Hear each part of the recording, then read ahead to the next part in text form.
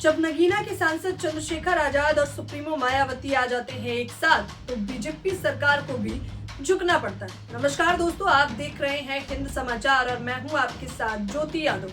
जी, आप बिल्कुल सही सुन रहे हैं। ये खबर बताने के लिए ही काफी है कि किस प्रकार से अगर एएसपी और बीएसपी एक साथ आ जाए तो कुछ भी कर सकती है। इसमें कोई दो राय नहीं है कि तमाम बहुजन चाहते हैं कि एएसपी और बीएसपी एक साथ काम करें। इसके लिए वो तमाम संगठन भी चल रहे हैं, लेकिन अभी 2027 से पहले ही खबर निकल कर सामने आ गई है। जिस प्रकार से चंद्रशेखर आजाद भी एक विषय पर ट्वीट करते हैं और मायावती भी एक विषय पर ट्वीट करती हैं और रेलवे विभाग को यू टर्न लेना पड़ता है। क्या है पूरी खबर वो भी बताएंगे। मुझे पता है कि खबर सुनकर सैकड़ों बहुजन हो जाएंगे गदगद। तो खबर है उत्तर प्रदेश की। जी हाँ, उत्तर प्रदेश के आगरा की ये खबर निकलकर सामने आती है। होली के 2 दिन पहले यानी कि 11 मार्च पर आपने एक खबर सुनी होगी, जहां पर रेलवे विभाग जो है अंबेडकर सामुदायिक भवन पर नोटिस चिपका देता है। और ये जगह जहां की बताई जा रही है वो है आगरा के बाराखंबा में।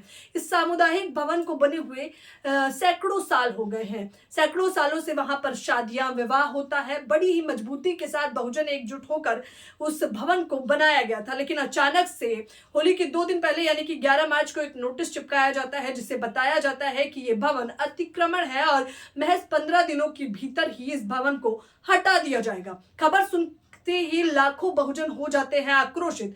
नगीना के सांसद चंद्रशेखर आजाद न केवल इस पर ट्वीट करते हैं बल्कि रेल मंत्री को नोटिस भी लिख देते हैं। इधर नगीना के सांसद लिखते हैं तो उधर सुप्रीमो मायावती भी इस पर ट्वीट करती हैं। सुप्रीमो मायावती तो मनुवादियों का चेहरा तक बेनकाब कर देती हैं। वो जिस प्रकार से लिखती हैं कि सरकार का अंबेडकर प्रेम क्या यही है जहां पर अंबेडकर भवन को ही हटाया जा रहा है।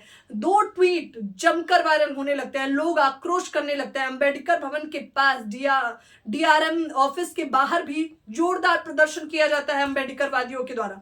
सरकार को यह समझ आ जाता है कि अंबेडकर भवन हटाना इतना आसान नहीं है, जिसके बाद जो है रेल विभाग यू टर्न लेता है। यानी कि वो कहते हैं कि वो तमाम पार्टियों से बैठकर बातचीत करेंगे, तब तक के लिए उस नोटिस को हटाया जाता है। ये खबर ही बताने के लिए काफी है। अगर बहुजन सच में एकजुट हो जाए, एकत्रित हो जाए, संगठित हो जाए, जैसा कि बाबा साहब ने कहा था, तो इसमें कोई दो राय नहीं है कि सत्ता काबिज होने में उन्हें बिल्कुल देर नहीं लगेगी। नगीना के सांसद और सुप्रीमो मायावती की एक खबर जब जमकर वायरल हो जाती है तो सैकड़ों बहुजन एक ही प्लेटफॉर्म पर आ जाते हैं और बीजेपी यानी कि मनुवादी सरकार को झुकना ही पड़ता है। देखिए, मनुवादी सरकार की एक खबर अब जमकर वायरल हो रही है, जहां पर बैकफुट पर आया रेलवे विभाग। रेलवे विभाग तो अब यहां तक कह रहा है कि वो उस भवन को नहीं हटाया जाएगा। हालांकि पहले सफाई दी जा रही थी कि किस प्रकार से वहां पर बाउंड्री की जानी है। रेलवे का कहना था कि ट्रैक के किनारे पर बाउंड्री वॉल बनाई जाएगी और